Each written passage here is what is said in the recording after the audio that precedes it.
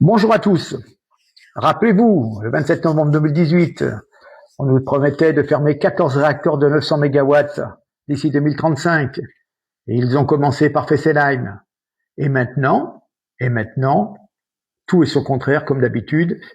Le 10 mars 2026, Emmanuel Macron défend le nucléaire civil comme levier d'indépendance énergétique. Ben voyons. Le 12 juin 2019, nous fermerons la centrale de Fessenheim avant la fin 2020. Nous avons proposé un chemin crédible pour réduire la part du nucléaire à 50% d'ici 2035, avec le développement massif du renouvelable et notamment de l'éolien en mer. Monsieur Édouard Philippe, qui veut continuer à enfoncer la France et se présenter pour les prochaines présidentielles, écoutez-le quelques secondes. Notre plan de bataille, c'est de rendre plus propre notre économie. Et tout d'abord, notre manière de produire notre énergie, de nous déplacer. C'est l'objet des deux projets de loi dont vous êtes saisis, la loi d'orientation des mobilités, la loi énergie-climat. Je souhaite qu'elles puissent être les deux votées avant l'été. C'est ce gouvernement qui fermera la centrale de Fessenheim avant la fin de l'année 2020 et qui a proposé un chemin crédible pour réduire la part du nucléaire à 50% d'ici 2035. Stop, arrêtons là, c'est pas la peine. Et maintenant, Elisabeth Borne, elle nous annonce que Fessenheim, c'est fini. Déjà rappelé pourquoi on ferme cette centrale. C'est pas une lubie ou une question d'idéologie. Pour quelqu'un qui est ingénieur, énergétique. Ça promet, hein. Franchement. Dépendant d'une seule technologie. Ben voyons. Le nucléaire, c'est aujourd'hui 70% de l'électricité qui est produite en France. Là, on va être moins dépendant, ramener la part du nucléaire à 50%. Mais voyons.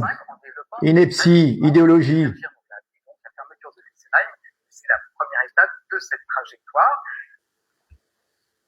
Et oui, nous sommes bien d'accord, les socialo-escrologisto-macroniens devraient se cacher dans un égout après avoir provoqué un tel désastre énergétique.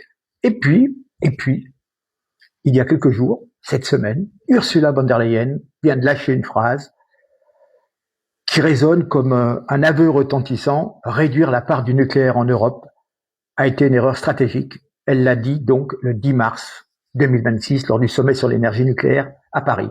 En clair, pendant des années, on a tourné le dos à une source d'électricité fiable, abordable, bas carbone, et aujourd'hui, on le paye cher.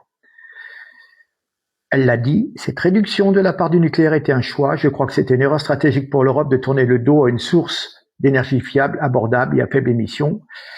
Et effectivement, de 1990 à aujourd'hui, la part du nucléaire dans le mix européen est passée d'environ un tiers, 33%, à environ 15%. Et voilà. Alors que pendant ce temps, tout le monde repart à fond sur le nucléaire, Chine, Inde, États-Unis, et puis du coup, l'Europe se retrouve avec des prix de l'électricité beaucoup trop élevés, donc une dépendance aux importations fossiles volatiles. On le voit avec le détroit d'Ormuz, et nous sommes donc avec une vulnérabilité accrue, avec ces tensions donc au Moyen-Orient, la guerre en Iran qui font flamber les marchés énergétiques. Donc, elle nous a dit, nous avons l'ambition de faire de l'Europe un hub mondial pour la prochaine génération nucléaire. Donc, c'est vraiment un virage à 180% par rapport à l'époque où la Commission européenne était beaucoup plus frileuse et où certains pays poussaient fort pour classer le nucléaire comme non durable. Et pendant ce temps, en France, et bien entendu, on a fermé Fessenheim en 2020, deux réacteurs qui tournaient très très bien et qui produisaient une certaine quantité d'électricité, 15 TWh par an, quelque chose comme ça. C'était décarboné, et on les a arrêtés pour des raisons politiques et symboliques. Une promesse de campagne des socialistes pour avoir le vote des écolos. Et tout ça, en plus, a été, comment dire, fantasmé. Cette pression des Verts, c'était suite à Fukushima. Mais Fukushima, c'était pas un accident nucléaire. C'était donc Fukushima a été construit sur une faille de l'écorce terrestre. Et donc, du coup, quand il y a eu un typhon ou un raz-de-marée, évidemment, ça causait de gros problèmes pour cette centrale qui était vraiment mal placée. Et il y a eu quelques morts, mais on ne peut pas dire qu'il y a eu une catastrophe nucléaire du genre Tchernobyl. Hein. Donc nous, on a perdu une capacité stable. On a augmenté notre dépendance au gaz. Puis après, on nous a dit, faut plus prendre du gaz russe. Et voilà. Et maintenant, on parle de relancer le nucléaire à marche forcée. Macron a lancé le programme avec 6 EPR plus 8 en option. On parle de prolonger le parc existant au-delà de 50-60 ans et de construire de nouveaux petits réacteurs. Et voilà. Bon. Bref, on a fermé pour des raisons idéologiques en 2020 et on se dit qu'en 2025, 2026, il faudra peut-être reconstruire. Mais c'est peut-être la même chose, mais ça va être plus cher, plus long, avec des années de retard. Parce que tout le savoir-faire a disparu. Tous les ingénieurs qui étaient là-dedans, sont partis à la retraite. Et les nouveaux, on n'en a pas. Vous n'allez pas commencer des études, par exemple, dans tout ce qui est sciences nucléaires, si vous savez qu'il n'y a pas de débouché. Donc, les jeunes grosses têtes qui auraient pu se lancer dans cette carrière, ils sont partis sur un autre domaine. Et voilà. Donc, c'est un vrai zigzag. Ce sont des choix qui ont été faits à un horizon court, dicté par l'air du temps. C'était la mode. Il y avait Fukushima. Donc, on fait comme ça. C'est simplement on change. Voilà, on change. Mais il n'y a aucune vision à long terme. C'est dingue. Et puis, les lobbies antinucléaires, c'est vraiment sans vision sur 20, 30, 50 ans. On a sermonné ceux qui voulaient garder ou développer le nucléaire, on les a traités de dinosaures, c'était plus d'irresponsables climatiques, et maintenant on découvre que la réalité énergétique n'est pas négociable. Il faut du pilotable, du décarboné, du disponible 24 heures sur 24, et en quantité massive pour l'industrie, l'électrification des usages, pour l'hydrogène, voilà. Donc les visionnaires d'hier avaient un horizon, disons, vraiment électoral, pour essayer de faire une alliance socialo-écolo. Et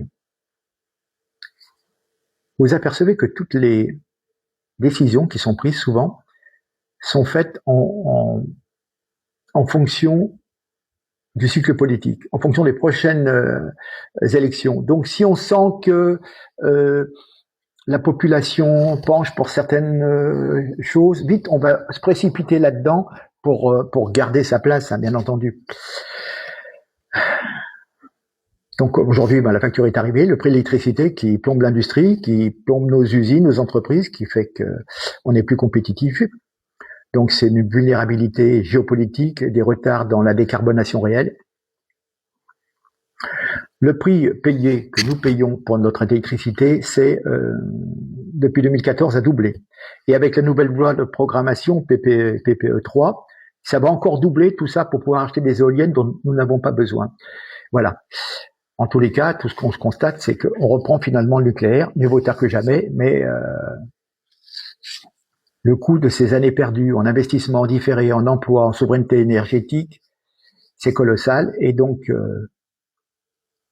c'est incroyable parce que Ursula von der Leyen est allemande, son pays a poussé fort pour la sortie du nucléaire et a fermé ses dernières centrales en 2023.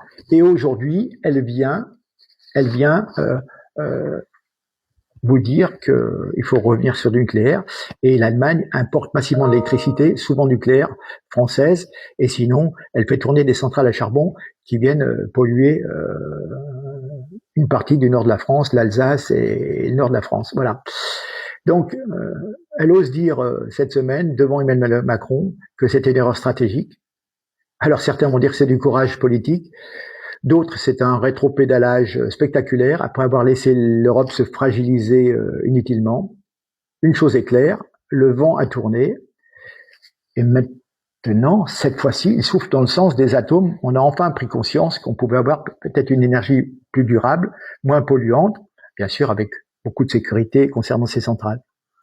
Mais tous ces gens, en plus des gens non élus, qui sortent parfois de nulle part, qui ont précipité l'Europe dans la crise énergétique. C'est incroyable, et ce sont les mêmes qui veulent nous faire acheter des éoliennes et qui nous diront dans 4-5 ans, effectivement, ça pollue, on coule des centaines de tonnes de béton, les pales sont en balsa, on déforeste pour avoir ce bois pour faire les pales des éoliennes, en plus ça suce, ça pollue la mer, ça pollue la terre, enfin bref. Incroyable. Bref, allez. Écœurant, c'est politique. À très bientôt. Merci.